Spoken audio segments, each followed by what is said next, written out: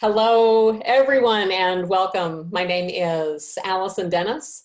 I serve as Executive Director for the Sitka Center for Art and Ecology, where a storm is on the way, and there are king tides on the rise, and I just couldn't imagine a better night to sit back and listen to a gifted writer share his new book in his own voice and read us a story. I'm so excited for this event. So it's my pleasure to welcome all of you to today's reading and discussion with author and writer Maxim Loskutoff as we come together in celebration of the release of his debut novel, Ruthie Fear. We want to thank the Harold and Arlene Schnitzer Care Foundation and Jordan Schnitzer for their extraordinary signature sponsorship of Sitka's 50th anniversary year. Thank you. We also want to thank our event sponsors, McMinimans, Framing Resource, Brian Potter Design, Siltstone Wines, Schwabe Williamson and Wyatt, Explore Lincoln City, Park Lane Suites, Tom and Ellen Abrego, and Judy Vogland and Bob Dayton. Thanks one and all for sponsoring Sitka's events throughout the years. And a special shout out to Brian Potter, who did the beauteous graphic design for Sitka's fall and winter brochure, which by now has hopefully found its way to many of your mailboxes just in the last week. So thank you so much, Brian, for your beautiful work. We want to thank our co-founders, Jane and Frank Boyden. Jane and Frank, your ongoing inspiration is evergreen. And thank you to our board of directors whose sleeves are ever rolled up in service of Sitka's future. We hope you will save the date for one more free online event in November. We're so excited about what's coming up on Monday, November 23rd at 4 p.m. Pacific Standard Time. So that's a Monday before Thanksgiving at the same time. As we reflect on all that's transpired in 2020, Christina Burke, who is the curator of Native American art for the Philbrook Museum of Art in Oklahoma, will present a timely talk and slideshow entitled Indigenous Histories, Community and Environmental Health in Lakota Winter Counts. Burke will be sharing her research on pictographs and other records of significant events in Lakota history, from outbreaks of infectious diseases to climate events and wildfires. This event will be hosted on Zoom, and you can register through the Sitka website events page at sitkacenter.org. For those of you who are participating live with us on Zoom today, after Maxim reads, there will be an audience question and answer session. So as questions occur to you, please do share them. And please use the Q&A feature. You'll see it on your Zoom menu at the bottom of your screen. Try not to use the chat, use the Q&A. That would help us a lot. And I'll read the questions and do my best to fit in as many as possible. And now it is my pleasure to introduce Maxim. Raised in small towns in the West, Maxim Loskutoff is the critically acclaimed author of his new novel, Ruthie Fear, and his collection of short stories, Come West and See, which was an NPR and Amazon Best Book of 2018, and a New York Times editor's pick and winner of the High Plains Book Award. His stories and essays have appeared in numerous periodicals, including the New York Times, Chicago Tribune, Plowshares, and Playboy. He lives in the Rocky Mountains of Western Montana. Maxim is a two-time Sitka writer in residence, and we are thrilled to welcome him back to share his work with the Sitka community tonight. Wherever you are, I promise Maxim can hear you. So please make some noise while Maxim unmutes his mic, and help me welcome Maxim Loskutoff to the Sitka Center. Thank you so much, Allison. Yeah, it's such a pleasure. It's such a pleasure to be here. And thank you all for coming. It's been, it's been a really unprecedented time for all of us in so many ways. But one of the beautiful things I've found in doing these virtual events is all the different kinds of people who can come together from different parts of the country, different parts of the world, people with families who wouldn't usually be able to come out to events in the evening. And so, yeah, I really am just grateful to be able to have this moment to connect with all of you wherever you are. And I want to echo Allison in saying, please do ask questions, anything that pops into your head. You know, the hard part of these events is I'm sitting here in Montana in my little writer's studio, and I sit in here and talk to myself all day. So I'm kind of used to that, but it really does help to have the back and forth of questions. So please don't hesitate. And I think what I'm going to do today is first of all talk a little bit about the genesis of the novel Ruthie Fear, which is my first novel. Give a little bit of a plot synopsis. And then jump in and read from it. And I know some of you were present at Sitka Center in the very beginning of this year, which seems like 20 or 30 years ago. And at that time I read from the beginning. So this time I'm going to read a passage from the middle of the book. And then when I finish reading, yeah, I would love to just have a conversation with everybody, and you know, whatever part of the book or the writing process you're interested in. And right off the bat, before I even start with any of that, I want to talk very briefly about Sitka Center itself and what it's meant to me as a writer. I've finished both my books at Sitka at this point. And, you know, so I've thought a lot about, you know, what it is about the place that allows for that. And the first time I came to Sitka, I was at the end of a 3-year period where I'd quit my job. I was living out of my van, going to artist residencies, living off fellowships. And I'd produced this very large body of work. I'd written about 50 stories, but I felt like I was a million miles away from turning all that material into a book. I just really didn't know how I was going to do it. And then the next step of once having a manuscript, then finding an agent and getting that book out into the world, all that stuff seemed sort of impossible to me. And so sort of almost more than even the time and space that Sitka gives me and that the place seems to hold is a sense of, there's a sense of perspective there. And what I mean when I say that, I always, you know, I spend a lot of time around painters, and when I watch a painter paint, they're kind of going in and out. They go into the canvas and they paint, and then they step back and they look at the painting as a whole. And I get so jealous of that as a writer, because when you're writing a book, it's so hard to see the whole thing at once. You know, when you're writing a novel, you know, it takes days to even read the thing from the beginning. So when you're in the middle of it, it's really difficult to get a sense of something as a whole. And something about Sitka, the sort of calm space there in the woods, it really allowed me to look at my work as a whole. It allowed me to look at those 50 stories and find the 12 that fit together and see what I had been rotating around. You know, I think every writer has their core that they orbit around in all of their work. And I saw that really clearly for the first time during my first stay there. And when I left, I had a manuscript and I had an agent. And so it was again really beautiful for me to be able to come back at the end of last year to finish the novel there for the same reason.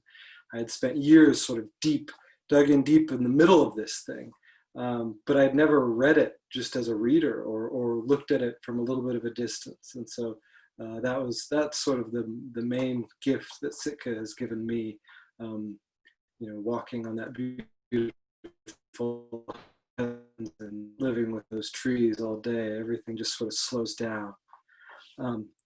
And that kind of moves sort of nicely, I think, into the genesis of Ruthie Fear, the novel, and which also kind of goes to what being a writer is for me, because it's very much a balance of the work itself and then something much bigger than yourself. And so I'll use the story of Ruthie as an example. When it began as a short story, and it began as this very, almost often my work begins as sort of an intellectual idea. I have an idea, oh, that's a good idea, and I'm going to write a story about it. In this case, I wanted to write a story about gun violence in the West. I think it was actually in the wake of the shooting at Umpqua Community College in Oregon back in 2016, I think it was. And I had just reached a point where, you know, it felt like the two sides in the issue of guns were so deeply entrenched. You know, the people I'd grown up with in Montana, as soon as you say the words gun control, they're done with the conversation. But at the same time, they're, you know, empathetic people who, you know, can understand that maybe we don't all need to have AR-15s in our living room. And so the original little kernel for the story was to write about some small rural town where everybody is armed to the teeth. And then in the end, they sort of accidentally all shoot each other. And that's not a spoiler for the book, because that's not really what happens at all. And really what is interesting to me about it is more how I start with an intellectual idea and then something else takes over completely. And in this case, it was the character of Ruthie Fear. And, you know, I hadn't ever even intended to write that story from a woman's perspective or from a child's perspective. It just, as soon as I had that intellectual idea, I started hearing a voice, basically. A character started appearing to me. And that character stayed with me for 4 years. You know, she just never left, and her story got bigger and bigger every time. You know, I wrote a short story about her, and I thought I was done. Thought I was going to move on, and wrote another short story, and I was like, oh, this is about her again. And then that happened again, and I was like, oh man, I guess I have to write a book. And so in that way, there's a part of the process of writing and of this book that more than anything to me is a process of listening.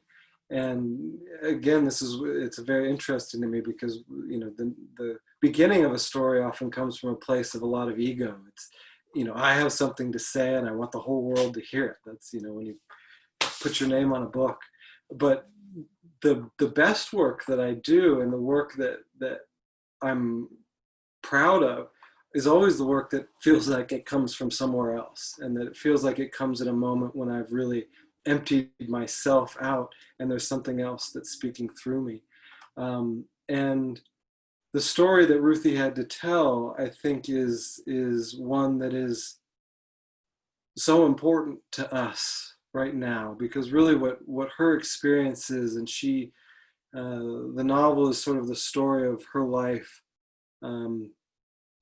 in the contemporary West. And her experience of this place is of living in a place that's on the precipice. It's living in a place that's on the very edge of a dramatic change. It's living in a place in which the land itself is beginning to speak and is beginning to demand to be heard by the people who are living on it. And, you know, as I was finishing the book, I kind of was hoping it would come out into the world in a way of kind of to awaken our awareness to the precariousness of our situation. And then it came out into a world in which we're all suddenly very aware of the precariousness of our situation. And you know, if the pandemic has shown us anything, it's that a lot of the things we thought would keep us safe won't, and that we are still very much a part of the natural world, even when we feel that we are not, and we are very much living in balance with nature. And so, yeah, there's been something that has felt very sort of fitting about the book taking its first steps into the world in this very, very difficult moment in which we all find ourselves isolated in different ways and reevaluating, you know, what's important in our lives and what it will be that will keep us safe, and how we are going to be in the world on the other side of all of this. And you know, there's a lot of pain and suffering in this moment, but I think there's also a tremendous amount of possibility. And the beauty or the magic of Ruthie's story, and what she showed me in the writing of it, is that her experience of the West was not simply of a place that was changing, or an environment that was being damaged or in some way, but of a place that was full of infinite magic and possibility. And kind of the arc of the story is that as a little girl, she is raised very poor in a remote area of Montana, in the Bitterroot Valley of Montana. And as a little girl, she's constantly seeing sort of magical visions when she's out in the natural world. And she's very unaware of sort of her poorness or her isolation. Really what she's experiencing is a sense of being a part of something so much larger than herself. And she's often not sure if the things that she sees are real or not. And sort of over the course of her life, as she gets kind of sucked deeper and deeper into the world of man and into our modern civilization, she in some way loses touch with that magic. And sort of the arc of the book is her kind of finding her way back to it, or that magic, or that possibility, or that history, that landscape reasserting itself. And in writing it, it taught me that I think that's sort of one of the most sacred things in my life, that I've spent mostly in the West, growing up in Montana and then spending much of my adult life on the road, is that I still feel like there is so much more here than we can see, that we are a part of something kind of overwhelming in its beauty and possibility. And so today I'm going to read a section of the book.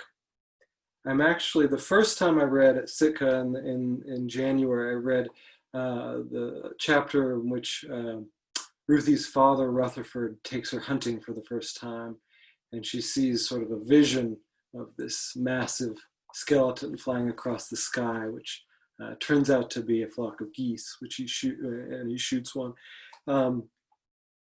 And I am now going to read a section from the middle of the book, when Ruthie is 20 years old, and the entire rest of the book takes place in the Bitterroot Valley of Montana, but I'm actually going to read a section. She leaves once. She kind of grows up, and she gets so sort of disillusioned by the violence and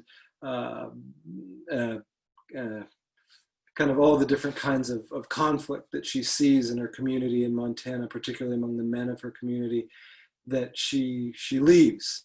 She has this dream of going to Las Vegas and experiencing kind of this big world that she has an idea will be somehow more magical than what she found in the woods. And instead, she finds kind of the opposite. But at the same time, while she's there, she has the experience of being once again connected to her child self, in which she begins to see things in a new and sort of magical way, and see things begin to come together in ways that she never could have expected.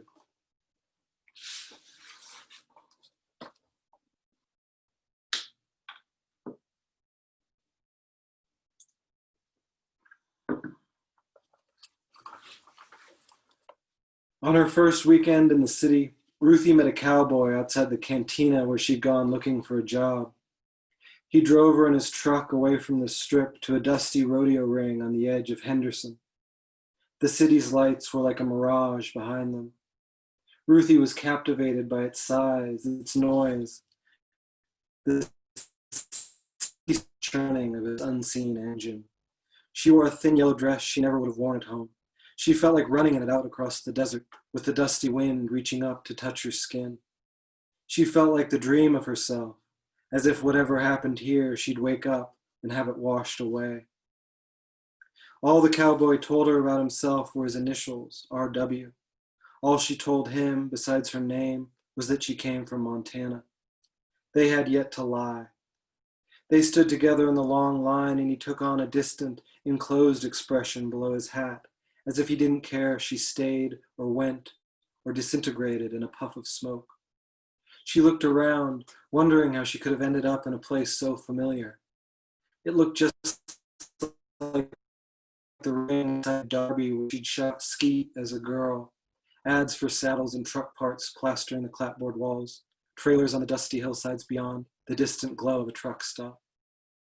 Around them, locals were distinguishable from tourists by the deep-worn dust in the creases of their jeans and the dark varnish on their belt buckles.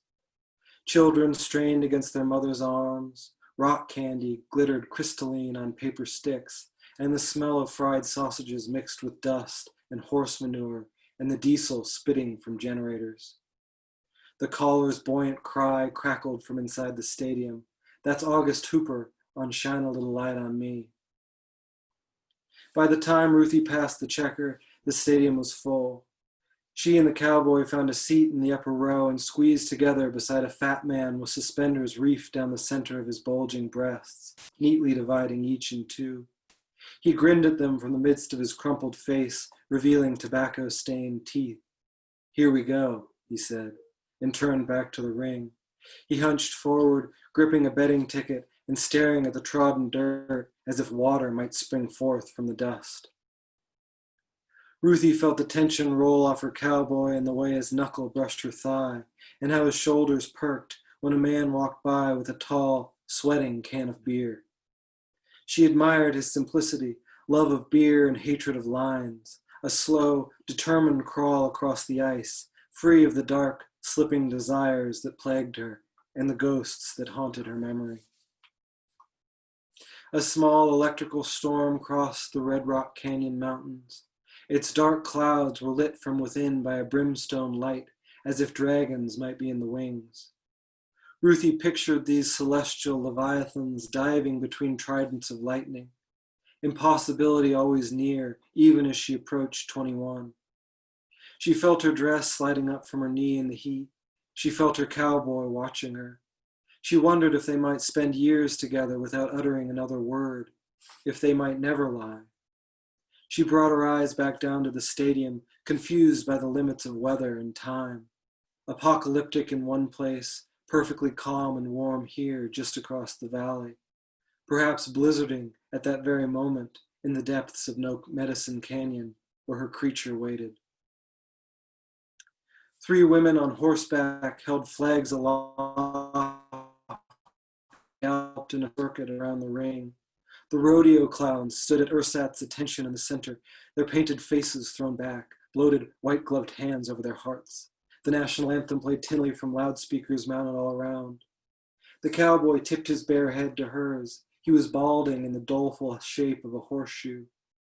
"Might go and find us a beer," he whispered, and the spell was broken. He sounded like every other man. Ruthie nodded, envying the shortness of his memory. One line braved on to the next. She remembered how her father had held 2 beers at once along with the end of her ponytail as she tried to bolt off at the Ravalli County Fair when she was a little girl. The bull was holstered in the pen below the bleachers. After the cowboy had disappeared into the crowd atop the stadium steps, Ruthie watched its wide black shoulders ripple and bang against the boards. The entire body a pulsing, raging heart. The head was lowered forward, hooves dancing on the hot dust. The announcer spoke a name and the rider appeared on the rail. A young man, not much older than her. He paused for a moment, then lunged onto the bull's back. A tremor ran through the crowd as he settled himself, shifted the saddle, and gripped the horn with his gloved hand. The bull stilled, knowing in some deep, half-remembered place that freedom was near. If only it let the rider sit, it'd soon be able to spray its sweat and violence in the wide stamped ring while the crowd screamed its name. The rider coiled the lead rope around his palm, once, twice, 3 times, yanking it tight after each pull, trying to battle and surrender to the bull at once, to become one with it and tame it through this illusion. His shoulders jutted beneath his checkered shirt, his sharp, sparsely bearded chin poked from the shadow of his hat brim. Ruthie imagined his face to be shifty and cool, reptilian, with eyes that lingered a beat too long. The opposite of the wide, blank docility of her cowboys. She wondered if it was a womanly pleasure the rider found astride the beast, all that power between his thighs, if it manned and unmanned him both in his quivering depths.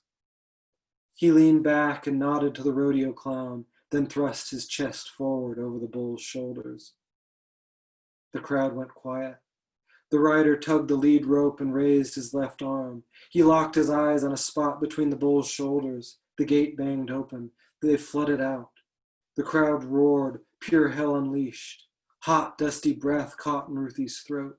The bull's pent-up fury was of such stomping, bucking proportion that the rider's grip lasted barely a second before he was discharged, brutally headlong, and with a dancer's pirouetting grace, as if it had held this too in abeyance, the bull lowered its head and caught him on its horn, ramming the dulled point into his gut, then tossing him forward and off, and leaping after to bludgeon him with dancing hooves. His arcing flight and crashing fall astonished Ruthie. It seemed impossible the instant after it had occurred, like peering through the fabric of what ought to be into the darkness of what is. She thought of her cowboy oblivious in the beer line, his head cocked, one knee skewed, fingering his belt buckle impatiently, wondering what calamity had sucked the sound from the night. The bull was corralled, but the fallen rider didn't move. The fat man beside Ruthie licked his lips and shook his head. He dropped his betting ticket on the pavement. His grin fell in on itself. "Hope that wasn't your first ride, Missy," he said. "They don't all end like that." Ruthie stood up. She climbed the stairs and was gone from the ring before her cowboy returned. She walked off into the desert just as she'd imagined, alone with the dusty wind. Her bare feet carried her back toward the lights of the city in the yellow dress with her boots in her hand. It never grew cold, even in the deepest hours of night. The temperature of the air and the temperature of her body seemed so perfectly aligned that she was no longer sure where her skin ended and the rest of the world began. The ground was dust and flat rocks, an unchanging expanse into which she dug her toes and felt herself sink the slightest bit with each step. Coyotes yipped in the distance, and once she heard the hoot of an owl above the faded roar of the freeway. The city lights before her vanquished all but the brightest stars. The sky pulsed with bluish ribbons, faint traces of atmosphere. Ruthie's thoughts were indistinct, her mind calm. She saw the bull rider floating eternally through the air, suspended in amber before the fall. Every place the warm wind touched her skin awoke. She felt she was inhabiting her body in a new and secret way. The Red Rock Canyon mountains stood to the west, much taller than the Bitterroots or the Sapphires, but not lacking in majesty for the way they erupted like fists from the flat plate of the desert floor, smashing upward as though through porcelain, and remained there, crumbled but unbroken, calling out to the sky. Ruthie felt their power. She imagined the storm all around her, trident lightning in brimstone depths, dragon wings rushing overhead. She walked with her chest out like the prow of a ship. She felt she was meeting her spirit here, in the dry depths of the outer world, 1,000 miles from home. Thank you.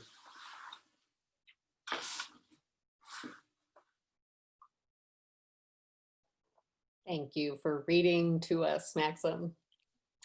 I have a first question from Nancy, and others encourage you to type your questions into the Q&A at the bottom of your Zoom screen, and we'll get to as many as we can. Nancy's question is, do you have other characters that talk to you in the way you felt Ruthie did? That's interesting. You know, I have in the past. In this book, it really was, it was her who spoke to me in that way, but then there are other characters who assert themselves. I guess that's how I put it. They assert themselves in different ways. And, you know, I think the example of that I would use in Ruthie Fear is her father, Rutherford. And when I was beginning the book and writing the first scenes, you know, the first scenes almost all took place when she was a small child. And I envisioned him almost as the villain of the book, almost as representing sort of the carelessness of men, the you know, kind of wanton destruction that they often perpetrate without even realizing. You know, he's this guy. You know, he grew up poor in the Bitterroot Valley. He's uneducated. He's very angry at educated people, at the world, at the way the world is sort of changing out from underneath him. And you know, in that way, he was sort of based on a certain kind of person who I grew up with, who I was angry at. But through the process of spending years with him and years writing about him, it became impossible for me to be angry at him anymore. You know, and so what I mean when I say he asserted himself, it was like he said to me, I'm not the villain of this story. You know, there is no villain of this story. And so, you know, by the end, for me at least, he became the emotional heart of the book, and the parts that when I read them now, you know, have the strongest emotional power to me are sort of the way he changes, or what happens to him in the later parts of the book. And you know, so that process, I think, is you know, one of, if not the sort of greatest joy, I think, of writing is the way that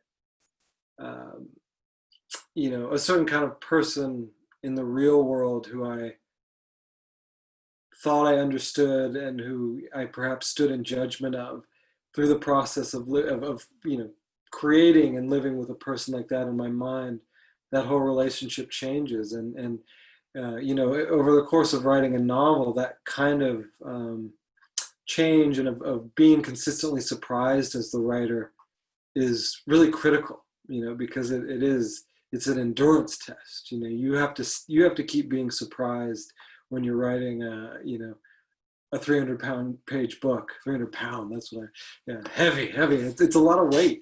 And so you have to kind of keep being surprised the whole time. And so, yeah, there are a lot of characters. I think Ruthie was the only character who spoke to me in a way in which it was just sort of like a voice in my head. But there were other characters who asserted themselves.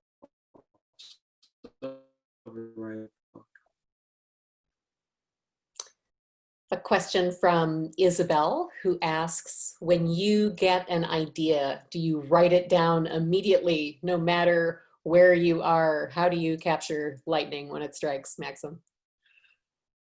That's a really interesting question. You know, that's actually something I think about a lot, or I think about a lot, and the answer now is no. And, you know, the reason is, when I was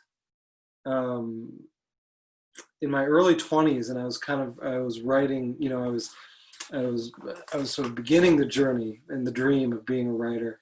I had been told, you know, a teacher, I don't even remember, something I read, basically told me that, you know, the difference between a writer and everybody else is that a writer always carries a notebook and a pen, and when they have an idea, they write it down. And I did that, you know, and I always had and what ended up happening is I ended up having just notebook after notebook after notebook full of ideas. And I would never, and they kind of overwhelmed me. You know, I'd open the notebook and I'd be like, oh, that's a good idea, and that's a good idea. And so I had all these ideas, but I wasn't finishing stories. You know, I had tons of ideas, but I wasn't completing work. And in my mid-20s, I met a poet, and we were talking about this, and she told me that she never wrote anything down when she had the idea. She only wrote it down if she remembered it the next day. And sort of the reason behind this being that it's sort of like a process of learning to trust your own brain as your own best editor. And with the kind of sense that not every good idea is yours. You know, like when I look through those old notebooks, it's like, yeah, those are still great ideas, but they're not mine. Like, those aren't my stories to tell. And whereas if I have an idea and it sticks, if my brain keeps chewing on it on its own accord, that generally means that it is my idea, that it is my story to tell, that it is something I'm actually going to finish. And so, yeah, now I don't write anything down unless it sticks with me. And generally now, pretty much any time I have a story for an idea, I finish it just because by the time it presents itself as that, as an idea for a story, it's gone through so many sort of editing processes in my brain that I already sort of have done the work to be like, okay, this is something I could finish. Got a question from Lily, who observed that so much of what you've talked about in regards to the process of writing this book seems to be centered in your initial experience of writing a first novel. How have your projects since Ruthie Fear felt in those terms? Do you feel freed or informed differently, having felt your way through the structure of a novel? Yeah, it's definitely freeing. Yeah, I think that's a good word. The the challenge of writing longer work, it does feel very physical to me. It really, I went like this earlier because it's like, how big of a world can you hold up for how long? And when I was starting, writing short stories, it was they kind of got, when you're writing a very short story, you kind of can finish it in a month. And so, when I was first writing, I was like, okay, I can hold this little world and I can hold it up for a month and I can stay focused. I can, stay in that world deeply for a month. But when I was starting, every time I would try to write a novel, first of all, I would change so much in the time. If you're working on something for 3 or 4 years, you change a lot. And so I would, I'd go back and I'd read and it would feel like 2 or 3 different people had written the different parts, and it just wouldn't hold together. The style, the narrative voice would kind of duck in and out. And it was just that that world would kind of fall down and then I'd hold another little one up. And so that part of it feels like it's getting easier. I'm working on a novel now that is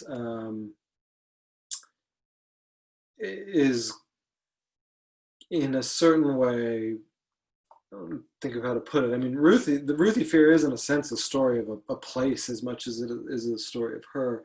But the novel I'm working on now has a lot of different perspectives, and is, I think, going to be significantly longer than Ruthie Fear. And it does feel, it feels just that I kind of have the that sort of building capacity to hold more in the air, and that to put it another way, like, and again, the exciting part of it is it feels like, each time, when you're writing, a good way to keep yourself motivated is to just see all these new possibilities, like, like a flower that just keeps opening more and more. And so once you've done one thing, it feels kind of like, oh, I think I can do something even bigger next time. Don't forget to let us know when you're gearing up to finish that next novel. We'll save a space for you. Make it. I plan on it. Yeah, Peg asks, you describe a solitary life as a writer. So where is your support community? In books, in colleagues, in a place nearby or far away? Who or what nourishes your solitary work?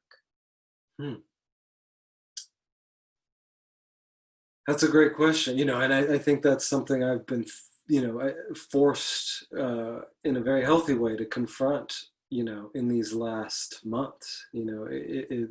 I think that this sort of added level of isolation in the pandemic has, really brought forward both the most beautiful and the hardest parts of being a writer in the modern world. And thinking about how much sustenance can we get from online communities versus things in real life. And and we have the sense of living in a world that's more connected than it ever has been. But in a lot of ways, we are more isolated than we ever have been. And, you know, I think that's very true of writers. I've been very blessed. A lot of my community, as I was starting out as a writer, going out on my own, came from places like Sitka, came from writing residencies. And it, you know, it was really so critical to me, because you know, when I was first starting as a writer and I hadn't published any, you know, any stories, any books, you know, I think I'd published like 2 stories while I was in grad school. It, you know, it's very lonely at first. You know, when you're a writer with very few readers, you know, you need a lot of sustenance. You know, you need a lot to keep yourself going. And, you know, and that actually, you know, that doesn't change. You know, that you know, even if you're the most famous writer in the world, you need a lot of sustenance in that, to keep your spirit going in that way.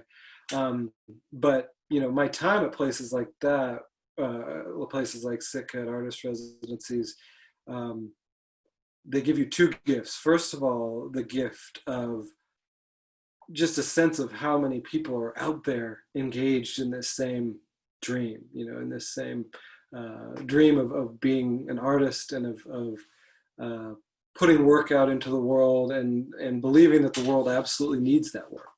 You know, that, because another thing about the modern world is it's an easy world to feel like you're not needed.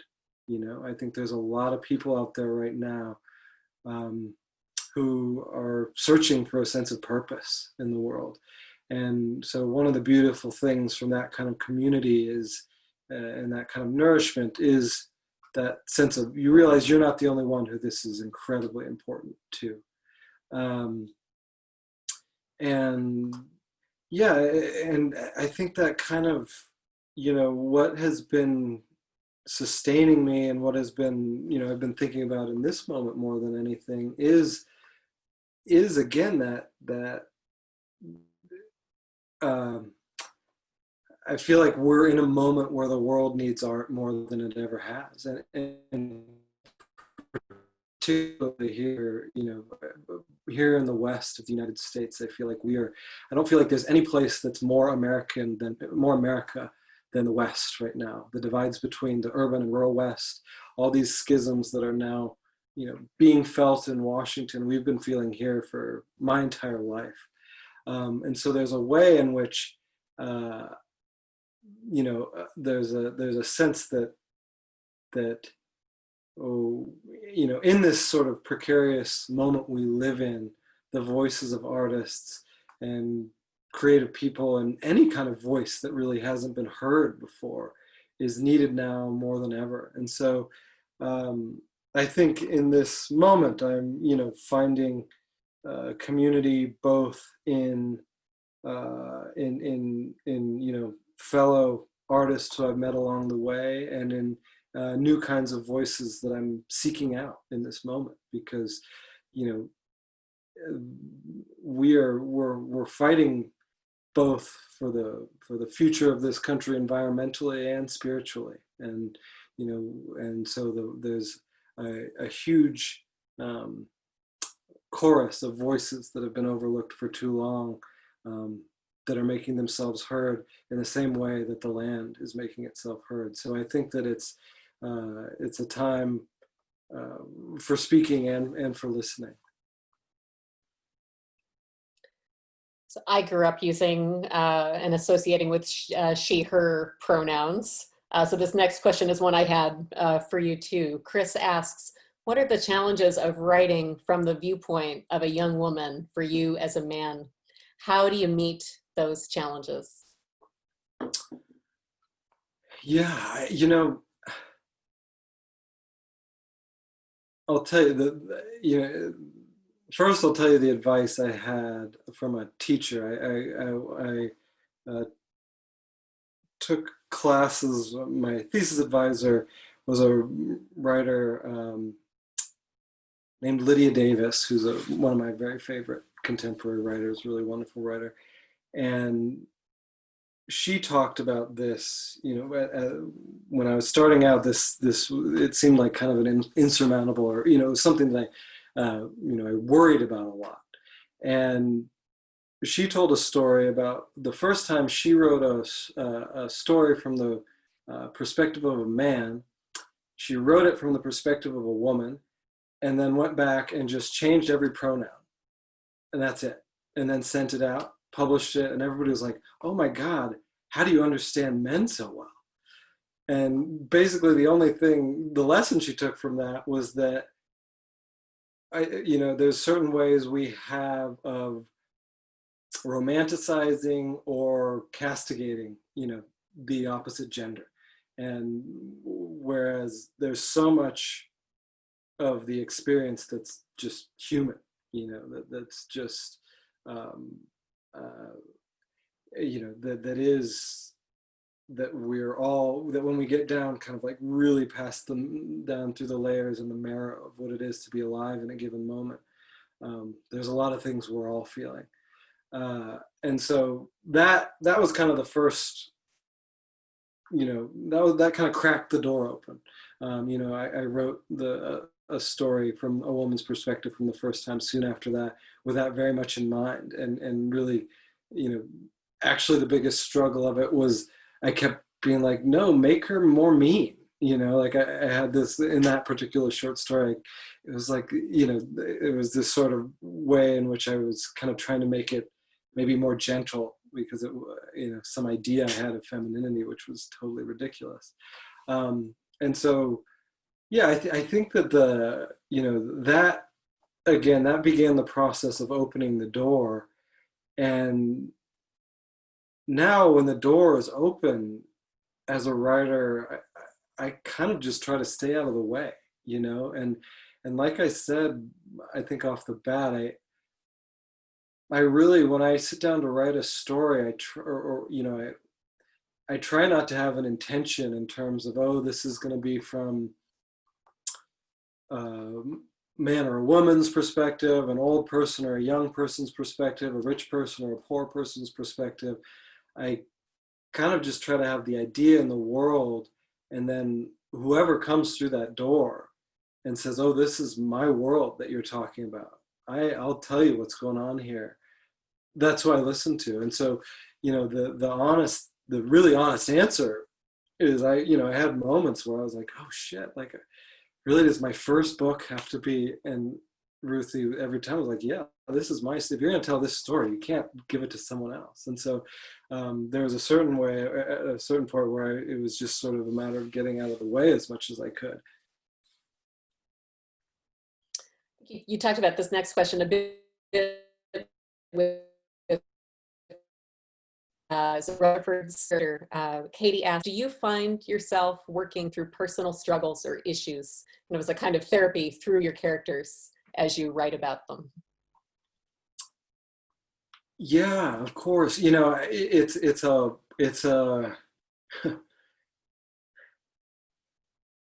it's kind of a balancing act. I would say, inevitably, yes, but I become very intensely aware when a piece is too much about me, and that's often a bad sign.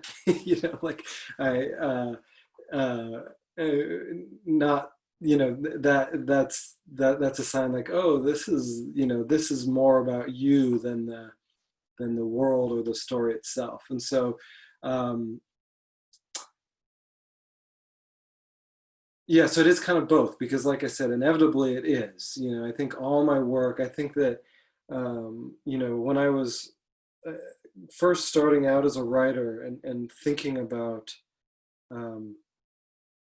one of the first questions I had was sort of, where do I fit in? There are so many books. There's so much amazing, literature, so many stories. Like, what do I have to say that is new or different, or that will add to this incredible conversation that's been going on throughout human history? And the answer to that question was, very partly very personal, and was very much a sense that the West had not been written in the way that I experienced it. You know, that the books I read, even when they were sort of pretending not to, were still in a certain way glamorizing a lot of the sort of Western mythos, the cowboy, the settler, the manifest destiny, sort of the idea of a hero riding into a town, and by the final act, all the outlaws have been cleared out and the town is safe. And that's just not my experience of the West at all. And whenever I put myself into the sense of what it must have been really like to be a settler or a person in the Old West, I feel that there would have been, all the things that we deal with now would have been so present. The loneliness, the feelings of disconnection, feeling of anger that you don't understand, fear of things that are different, fear of, whatever it is you don't understand. And so, that kind of bedrock experience and things that I work through myself do form the foundation of the work. And, often when I read a book much later, I see the things that or a story, I see the things that I was working on. But I do sort of in those kind of like precious moments when a story is really finding itself, is really coming into being. I almost compare it to meditating. I really try to clear out my mind clear myself out as much as I possibly can to become a vessel for something else to speak through. On that list of Western tropes you were just going through, I think landscape is another one, and just the role landscape plays in works that are set in the West. How did you think about landscape in this work? Does it occur to you as a character in and of itself, or you tell us, how did you think about landscape in creating this book? Yeah, I definitely think of it as a character. A big part of the goal for the book for me was to write a Western in which by the end the landscape itself is in control.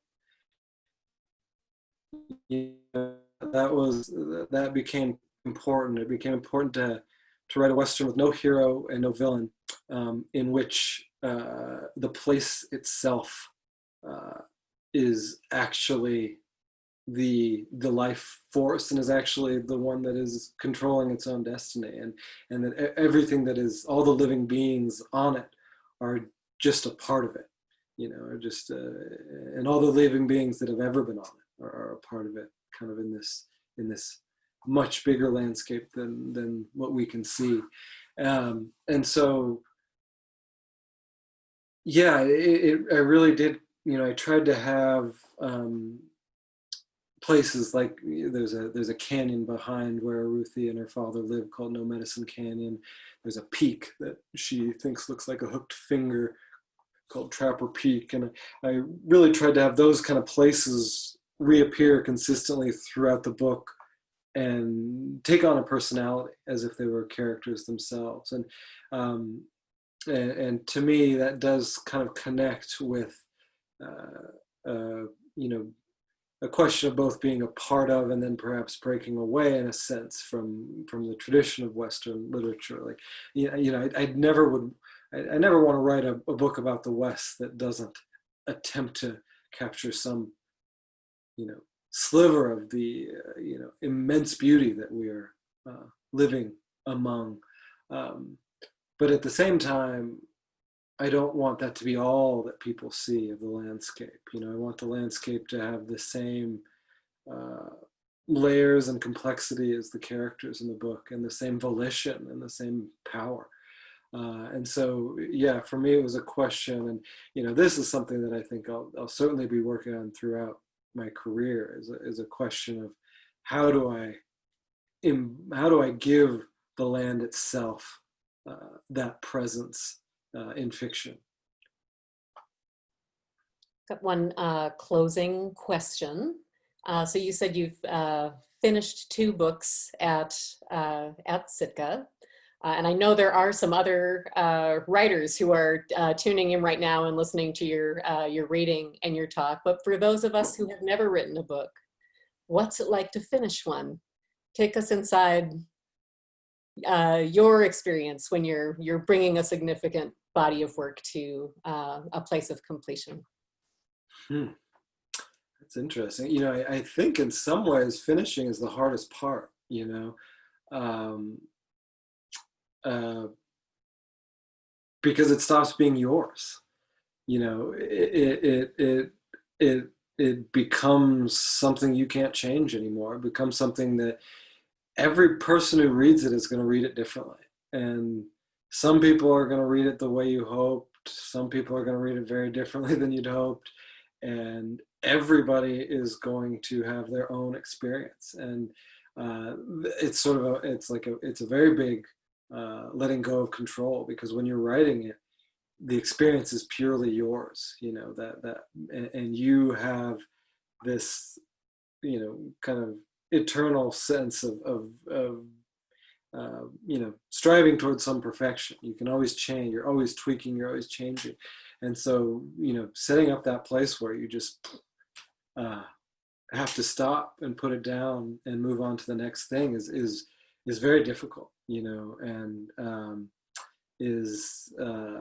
you know, because it's never perfect, you know, it always, or you know, that's just not even the right word to think of, you know, any sort of organism in this world, of which a book is one.